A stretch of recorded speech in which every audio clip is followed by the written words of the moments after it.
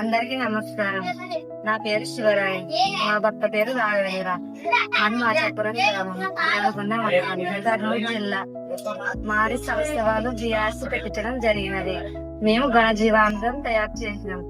100 కేజీల పేడ తీసుకొని ఆవు పేడ పతలాగా దాంట్లో పుల్లలు చక్కలు నీట్గా తీసేసి 2 కేజీల చిటికపిండి 2 కేజీల బెల్లం బాగా కలపాల. సపరేట్ శనగపిండిలా బజ్జీల పిండిలాగా శనగపిండి కలిసి బెల్లం పానకంలాగా బెల్లం తడపల్లా.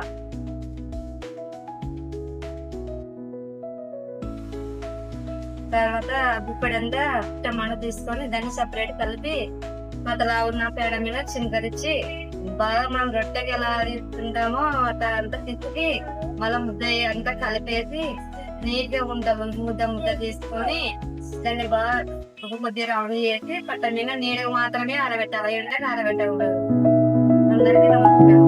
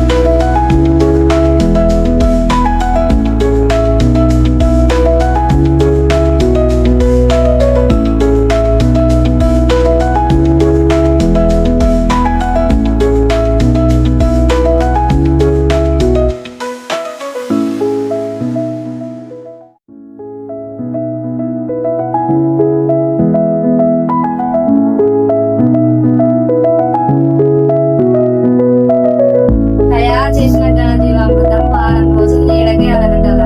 ఒక రోజు దినం మరుసదినం చిటికి ఆరబెట్టాల. ఆరబెట్టిన తర్వాత మనం మట్టిలో మాత్రం ఆరబెట్టి పెట్టకూడదు. గోల్ మట్టిలో మాత్రమే పెట్టాలి. ఘనజీవామృతం సగడం వల్ల పెరుగుతాయి. వాన ఎక్కువైనా తట్టుకుంటుంది, తక్కువైనా తట్టుకుంటుంది. పొలం చెట్టు బాగుంటది. పోషకాలు